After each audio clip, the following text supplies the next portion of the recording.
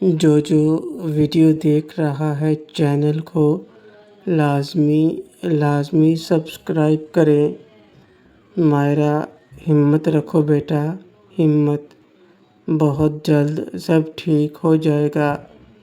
اسی وقت شہر میں زینت اپنے کمرے میں تھی۔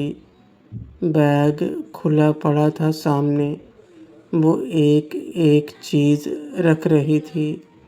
باکسنگ والے دستانے، جوتے، کپڑے اور ساتھ میں وہ دستاویزات جو مقابلے کے لیے ضروری تھیں۔ اس کے چہرے پر ایک الگ تیاری تھی۔ یہ مقابلہ صرف مقابلہ نہیں تھا، اس کے لیے وہ چیز تھی جس کے لیے اس نے مہینوں محنت کی تھی۔ جب سب کچھ ٹوٹا ہوا تھا، اس کے ارد گرد شیرو کا جانا، مہرین کا ٹوٹنا، سب کا بکھرنا، اس کے بیچ میں اس نے اپنے آپ کو اسی ایک چیز میں لگائے رکھا تھا۔ ٹریننگ، پسینہ، تھکاوٹ جو رات کو نیند دلاتی ہے۔ زینت نے بیگ بند کیا، موبائل اٹھایا اور ریما کو کال کی۔ دوسری بیل پر ریما نے اٹھایا۔ ریما: ہاں بولو۔ زینت: تیار ہو؟ ریما: ہاں، بس آخری چیزیں رکھ رہی ہوں۔ تم کتنی دیر میں آ رہی ہو؟ زینت: آدھے گھنٹے میں۔ مہرین کو بھی ساتھ لے کر چلنا ہے تمہارے گھر سے؟ ریما: ہاں، میں اس سے پہلے ہی بول چکی ہوں۔ زینت: ٹھیک ہے، میں آتی ہوں۔ زینت نے ایک بار کمرے کو دیکھا، پھر بیگ اٹھایا اور نکل گئی۔ مہرین کے گھر میں نکہت اور مہرین کے درمیان خاموشی تھی جو الفاظ سے زیادہ گہری تھی۔ مہرین بیگ بند کر چکی تھی اور اب ماں کے پاس بیٹھی تھی۔ نکہت اس کی طرف دیکھ رہی تھی، اس طرح جیسے بیٹی ماں کو دور بھیجنے سے پہلے دیکھتی ہے۔ ایک ایک چیز یاد کر لینے کے لیے۔ نکہت: مہرین: ہاں ماں۔ نکہت: کھانا ٹھیک سے کھانا اور کھل کر انجوائے کرنا۔ مہرین: ہاں، کھاؤں گی۔ نکہت: اور رات کو اکیلے کہیں مت جانا۔ مہرین: ماں، زینت اور ریما کے ساتھ ہوں گی۔ نکہت: پتہ ہے، پھر بھی کہہ رہی ہوں۔ ایک لمحے کی خاموشی آئی۔ نکہت: وہاں جا کر ذرا ہنسنا بھی۔ پچھلے اتنے مہینوں سے میں نے تمہاری آنکھوں میں کوئی خوشی نہیں دیکھی۔ ہنسنا بھی ہوتا ہے بیٹا۔ رونا اور ہنسنا دونوں اکٹھے چلتے ہیں۔ جو صرف روتا رہے، اس کے آنسو بھی ختم ہو جاتے ہیں۔ مہرین نے ماں کی طرف دیکھا، اس کی آنکھیں بھر آئیں، لیکن اس نے روکا خود کو۔ مہرین: ماں، آپ بھی تو۔ نکہت نے ہاتھ اٹھایا اور مہرین کی بات بیچ میں کاٹ دی۔ نکہت: میری فکر مت کرو، میں ٹھیک ہوں۔ تم جاؤ اور واپس آ کر مجھے بتانا کہ کیسا گزرا۔ دروازے پر ریما کی آواز آئی۔ ریما: مہرین چلو جلدی، زینت باہر گاڑی میں ہے۔ مہرین نے ماں سے نظریں پھیرنے کی کوشش کی، لیکن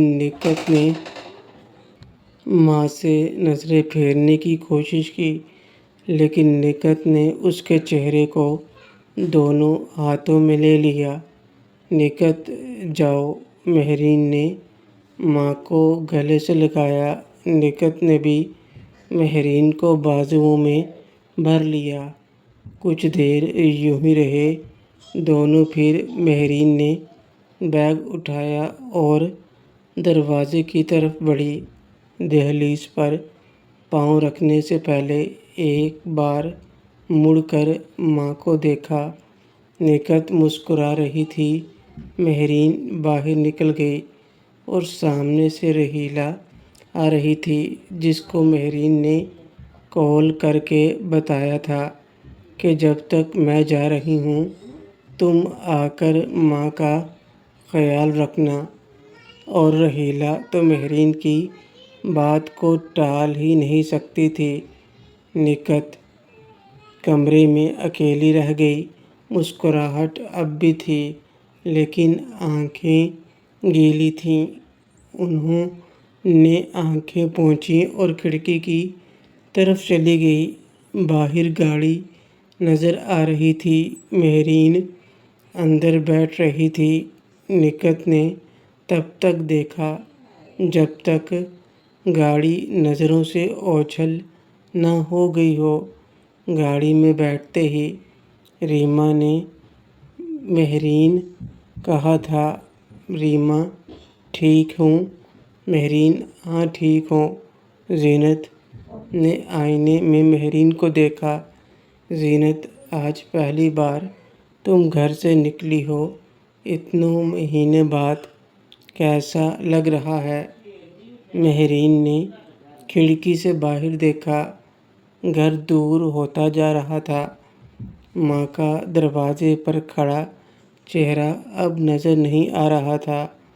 مہرین پتہ نہیں، عجیب لگ رہا ہے، جیسے کچھ چھوٹ رہا ہو۔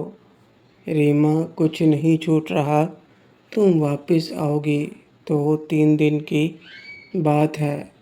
مہرین یہ گھر نہیں ریما، یہ… مہرین خاموش ہو گئی۔ ریما سمجھ گئی۔ اس نے مہرین کا ہاتھ اور مضبوطی سے دبایا۔ ریما مہرین مہرین نے ریما کی طرف دیکھا۔ ریما وہ جہاں بھی ہے، تم جو اندر سے ہو وہ دیکھ رہا ہے، اور وہ یہ نہیں چاہتا کہ تم اس طرح رہو۔ تم اسے جانتی ہو، تم بہتر جانتی ہو اسے کہ وہ کیسا تھا اور کیا چاہتا تھا۔ مہرین کی آنکھوں میں آنسو آئے، لیکن اس نے باہر دیکھ لیا۔ سڑک تھی، گاڑیاں تھیں، آسمان نیلا تھا۔ مہرین نے ایک گہری سانس لی اور خاموشی سے دیکھتی رہی۔ زینت نے گاڑی آگے بڑھائی اور کچھ نہیں کہا۔ کبھی کبھی خاموشی ہی سب سے بڑا سہارا ہوتی ہے۔ اسی شہر میں جہاں شیرو رہتا تھا، صبح کی روشنی ابھی پوری طرح پھیلی نہیں تھی۔ شیرو باہر لان میں آ چکا تھا، ورزش شروع کر دی تھی، پسینہ بہا رہا تھا، لیکن رفتار نہیں رکی تھی۔ کچھ دن پہلے جو لڑائی ہوئی تھی کالج کی پارکنگ میں، اس کے بعد سے میں نے اپنی مرضی اور بھی سخت کر لی تھی۔ جسم کو تیار رکھنا تھا، ذہن کو تیار رکھنا تھا۔ میں جانتا تھا کہ راجا کا اگلا وار آئے گا، جو پہلے آیا تھا اس سے بڑھ کر آئے گا۔ کچن سے چائے کی خوشبو آ رہی تھی۔ روحی جی اٹھ چکی تھی۔ میں نے ورزش روکی اور ہاتھ دھوتے ہوئے اندر آیا۔ روحی جی کچن میں تھیں، ناشتہ لگا رہی تھیں۔ انہوں نے مجھے دیکھا اور بولی، روحی نہا کر آؤ پہلے، پھر بیٹھنا۔ شیرو ہاں آتا ہوں۔ کچھ دیر بعد میں تیار ہو کر آیا تو روحی جی ناشتہ لگا چکی تھیں۔ ہم دونوں بیٹھ گئے۔ کچھ دیر خاموشی رہی۔ روحی جی نے چائے ڈالی اور میری طرف بڑھائی۔ روحی، کل رات ٹھیک سے سوئے؟ شیرو ہاں۔ روحی جھوٹ۔ میں نے روحی جی کی طرف دیکھا۔ روحی، رات کو 1 بجے تم باہر لان میں بیٹھے تھے۔ میں نے دیکھا تھا، بولی نہیں، لیکن دیکھا تھا۔ میں نے چائے کا کپ اٹھایا۔ شیرو، کچھ باتیں ذہن میں تھیں۔ روحی، کون سی باتیں؟ شیرو، کالو کی باتیں، اس نے جو بتایا تھا، اور راجا، آپ نے جو کہا تھا ہسپتال کے بارے میں کہ کوئی اندرونی آدمی ہے۔ یہ سب اکٹھا ذہن میں چلتا رہا۔ روحی جی نے اپنی روٹی توڑی۔ روحی اور میں نے روحی جی کی طرف دیکھا۔ شیرو اور ماں کا خیال آیا، گاؤں کا خیال آیا، ناسرا کا خیال آیا۔ روحی جی خاموش ہو گئیں۔ شیرو، روحی جی، ہم کتنے وقت یہاں اور رہیں گے؟ روحی جی نے ایک لمحے کے لیے شیرو کی آنکھوں میں دیکھا اور پھر نظریں پھیر لیں۔ روحی، جب تک جو کرنا ہے وہ ہو نہ جائے۔ شیرو، اور کتنا وقت لگے گا؟ روحی، شیرو، میں جانتا ہوں آپ جواب نہیں دیں گی، لیکن روحی جی، گاؤں میں میرے اپنے ہیں، ماں ہے، ناسرا ہے۔ اور روحی جی نے چائے کا کپ نیچے رکھا، کچھ دیر خاموش رہیں۔ روحی، پتہ ہے مجھے۔ شیرو، تو پھر؟ روحی، تو پھر یہ کہ ابھی صبر کرنا ہوگا۔ جب وقت آئے گا میں خود کہوں گی چلو، لیکن ابھی نہیں۔ ابھی ہم ادھورا چھوڑ کر نہیں جا سکتے۔ یہ میں اپنے لیے نہیں کر رہی، تمہارے لیے کر رہی ہوں۔ مجھے خود کی کوئی پرواہ نہیں۔ تمہاری خاطر میری جان بھی چلی جائے تو مجھے کوئی پرواہ نہیں۔ میں نے کچھ نہیں کیا۔ روحی جی نے میری طرف دیکھا۔ روحی، آج کالج میں احتیاط کرنا۔ شیرو، روز یہی کہتی ہیں آپ؟ روحی، اس لیے کہتی ہوں، کل جو انہوں نے کیا یہ آخری نہیں تھا۔ راجا نے اوپر بتا دیا ہے اور ابھی تک کوئی جواب نہیں آیا۔ جس دن جواب آئے گا وہ بھاری ہوگا۔ میں نے روٹی کا ٹکڑا اٹھایا۔ شیرو، میں تیار ہوں، اور ایسا پہلی بار نہیں ہوگا۔ میں اس سے بھی بڑی بڑی چیزوں کو فیس کر چکا ہوں۔ روحی، تیاری کا نہیں کہہ رہی، میں کہہ رہی ہوں کہ آج دگنی احتیاط کرنی ہوگی۔ ہر قدم سوچ کر رکھنا۔ میں نے روحی جی کی طرف دیکھا۔ شیرو، روحی جی، ایک بات پوچھوں؟ روحی، ہاں پوچھو۔ شیرو، آپ کو ڈر لگتا ہے؟ روحی جی نے ایک لمحے کے لیے چائے کا کپ ہاتھ میں تھاما۔ روحی، لگتا ہے؟ شیرو، کس چیز کا؟ روحی، اس کا کہ تم کو کچھ ہو نہ جائے۔ ہاں، میں روز ڈرتی ہوں، ہر اس دن سے ڈرتی ہوں، ہر اس پل سے ڈرتی ہوں کہ اگر تمہیں کچھ ہو گیا تو میرا کیا ہوگا۔ یہ زندگی میں نے بہت مشکل سے شروع کی ہے، کیونکہ میری زندگی میں تم ہو، اور اگر میری زندگی میں تم نہیں رہے تو میں جینا چھوڑ دوں گی۔ میں خاموش ہو گیا۔ روحی، اور اس کا بھی کہ میں نے جو شروع کیا ہے وہ ختم کیے بغیر رہ جائے۔ وہ لڑکی جو ہسپتال میں آئی تھی، اس طرح کی اور لڑکیاں ہیں، ان کے لیے کوئی نہیں ہے۔ اگر ہم یہاں سے بھاگ کر چلے گئے تو کوئی نہیں آئے گا ان کے لیے۔ میں نے روحی جی کی آنکھوں میں دیکھا۔ وہاں صرف فکر نہیں تھی، وہاں ایک عزم تھا۔ وہ عزم جو برسوں سے پک رہا تھا۔ شیرو ٹھیک ہے، روحی ٹھیک ہے، مطلب شیرو مطلب جب تک آپ کہیں گی نہیں میں یہاں سے نہیں جاؤں گا۔ روحی جی نے ایک لمحے کے لیے مجھے دیکھا، پھر آہستہ سے بولی، روحی ناشتہ ختم کرو۔ ناشتہ کرنے کے بعد ہم دونوں گاڑی میں بیٹھ کر کالج کی طرف روانہ ہو گئے۔ روحی جی کی گاڑی کالج کے گیٹ پر رکی۔ میں نے بیگ اٹھایا اور دروازہ کھولنے لگا تو روحی جی نے بولا، روحی۔ شیرو میں نے مڑ کر دیکھا۔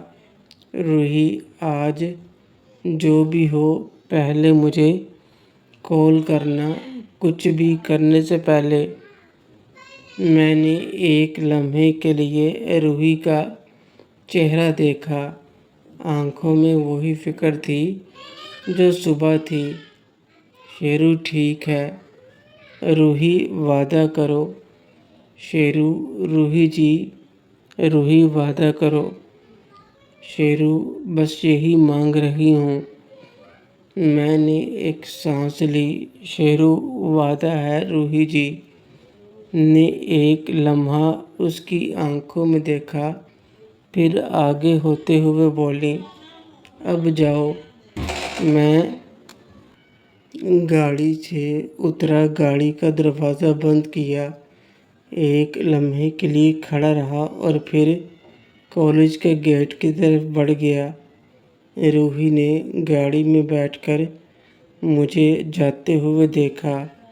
جب تک میں گیٹ کے اندر تک گیا تب تک دیکھتی رہی، پھر انہوں نے آنکھیں بند کیں۔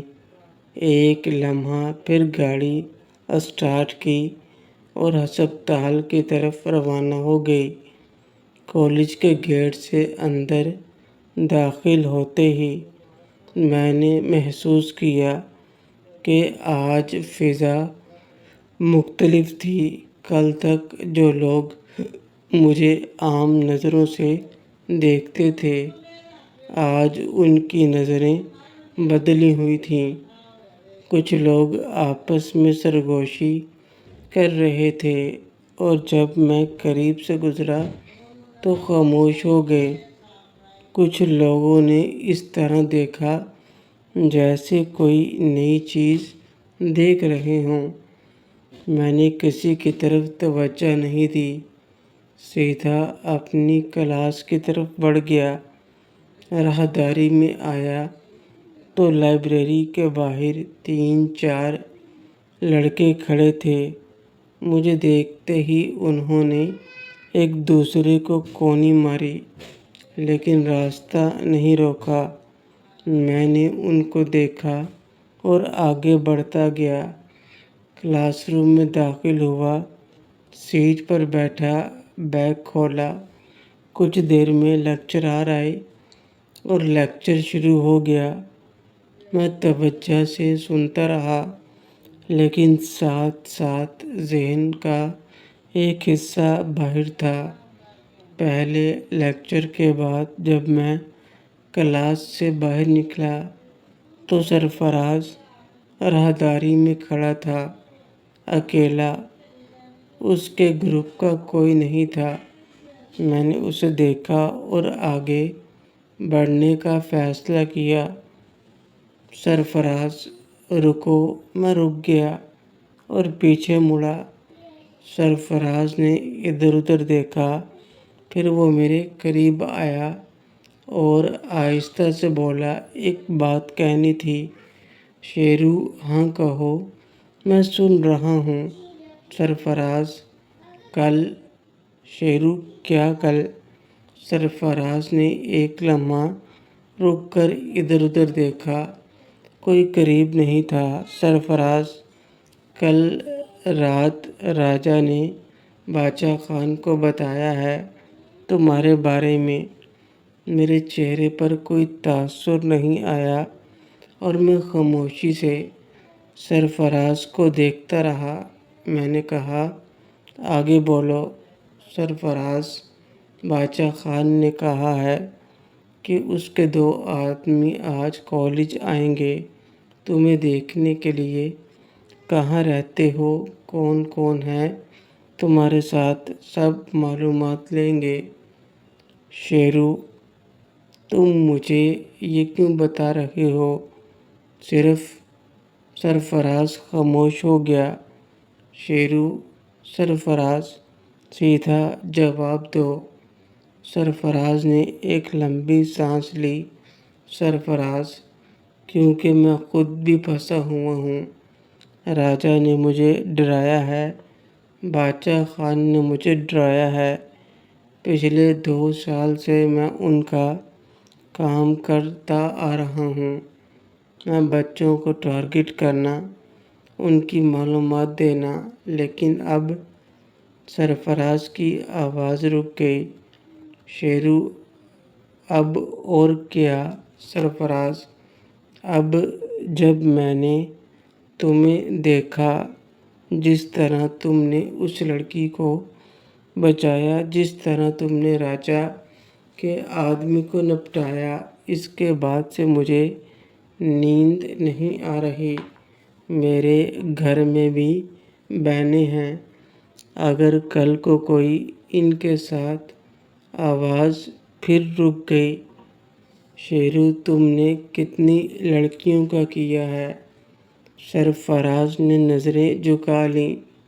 بہت۔ شیرو، کتنی؟ سرفراز خاموش رہا۔ میں اسے کچھ دیر دیکھا، پھر بولا۔